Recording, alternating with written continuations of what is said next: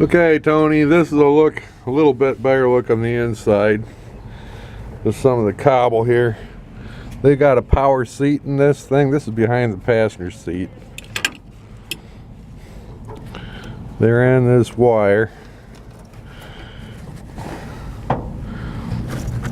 through this hole they cut out. They didn't make the hole big enough, so instead of just drilling another hole, they notched it and then drug the whole cable over there just to hook up the driver's side power seat.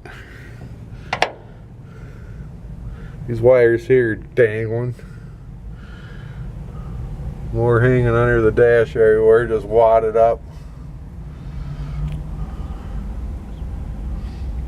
All light switches and everything just dangling, just zip tied in. They've got the 04 Dodge steering column and the new dash in place. I think I've got the glove compartment door and this delete plate. It still has the defrosters hooked up, and if you look up under here, there's the wiper motor and all the components. I'm going to take it to a shop probably next week and have this wiper motor installed and see if I can get the heater box installed if I can get it done cheap enough. So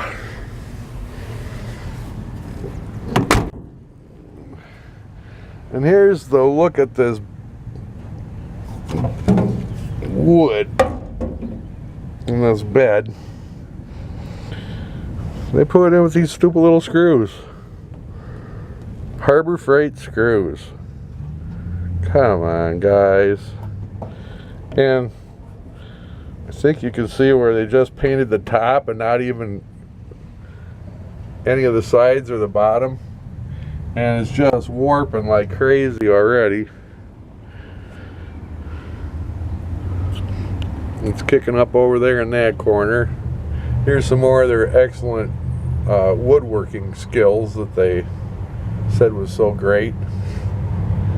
Boy, if that's great, I'd hate to see mediocre. But yeah, like I say, this thing looks good from a distance. Just don't get too close. But from the back, you can see the straight edge along the back of the tailgate and how crooked the wood is. I was going to go and have some ordered up there at Big Timber. It's an oak sawmill just north of town here.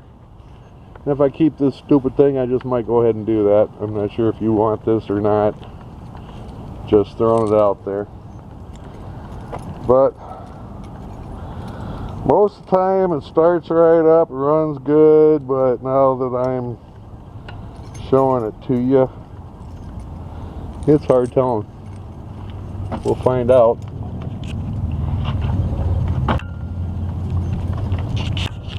Here's a little bit better indication of how they just cut the hell out of the box and put this gas filler in there.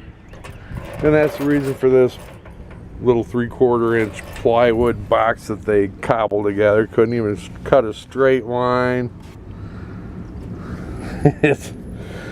That's just screwed in little angle braces on 3 sides, so it might hold for a couple years. But this is like the light switches dangling. This is the computer readout deal here. And this is dangling. More wires down here. This is their little stupid box they built for a cup holder, but and this is your 4-wheel drive, and that works just fine. I'll stick the key in the ignition. Fires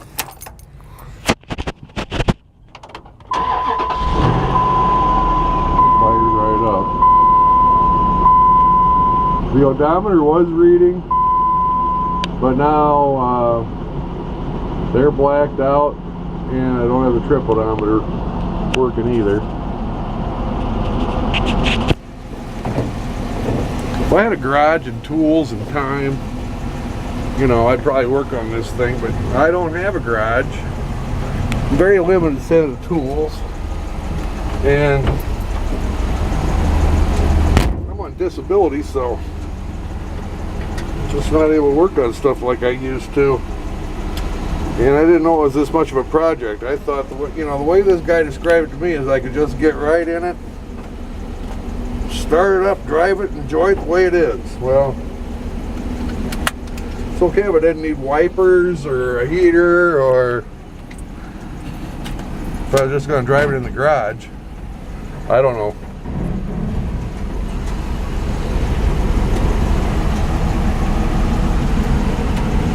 There's my 65 International. That came from California. I just got that last month too.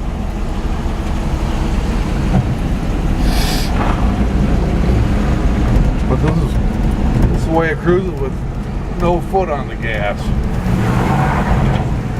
And that's just giving it a little gas, and you heard the tires spin. This thing does have a lot of pep. It is definitely a 5.7 Hemi. Turn signals work.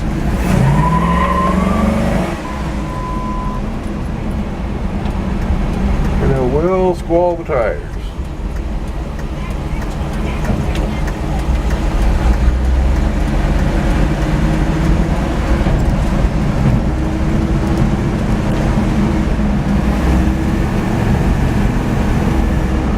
The transmission shifts good. The brakes are great on this thing. I kind of like the warning system they have, because let you know about it every 30 seconds. Check the gauges if something's wrong, so that way you're not losing oil pressure, or your ammeter goes bad, or something else goes bad, and you're not paying attention, because this thing is a constant reminder to keep watching your gauges, because there's some reason why this check engine light's coming on. I believe that's the O2 sensor.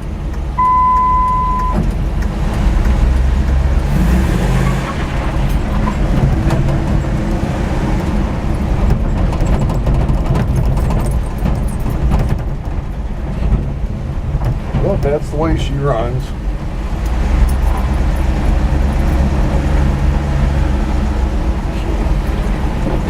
Now we'll back up so there's reverse isn't out of it or any stupid thing like that.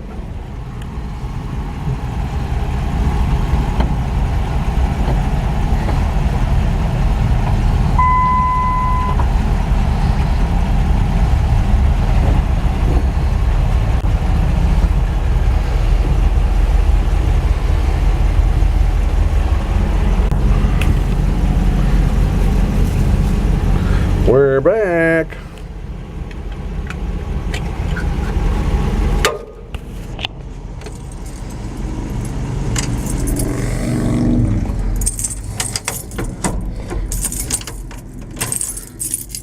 You just pull the keys right out of the ignition. There's none of those release buttons like some have for the keys. Well, I've got the cardboard door panels for patterns. The headliner panel, I have that for a pattern. I found that. He did include that. But this is just tacked in. I'm not sure what the floor looks like underneath this thing.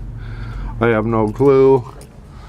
Really, to have it done right, if I kept this thing, I'd tear all this out and put some kind of rust inhibitor or something under there, and then weld the panels back in.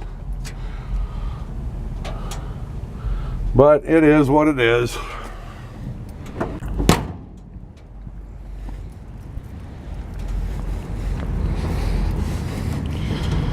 But the 04,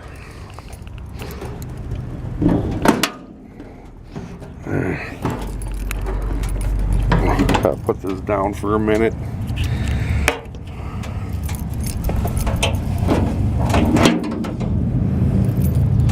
The hood opens really easy. It's just hard to do when you have a camera.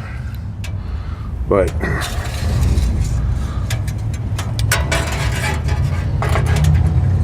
the oil is clean. So looks like the donor truck was pretty well maintained, which is a good thing.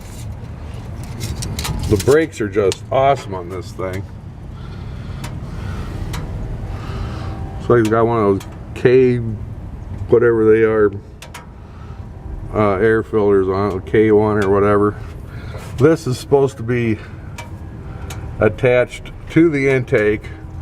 I'm going to have my mechanic do that when I take it in to get the O2 sensor and stuff fixed up on it. But this thing ought to be just great on the highway. I've had it, I probably drove it maybe 8 miles, 5 of which was on a 45-mile-an-hour speed limit road, and I had up to 55 miles an hour, and it only took like, I'd say maybe 4 seconds if that to get it up to 55. I mean, this thing gets up and screams.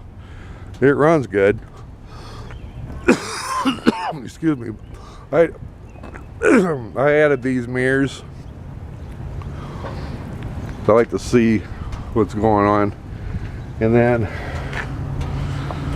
these are cheapies off the internet, and both mirrors, the heads popped out within 3 days of getting them. So I just had these mirror heads installed professionally, so they're not coming back out, and then I have a spare mirror head and the arms, everything come with this. So if you have any other questions, give me a call, but I'm just going to go ahead and upload this to you and see what you think. All right, there you go, Tony.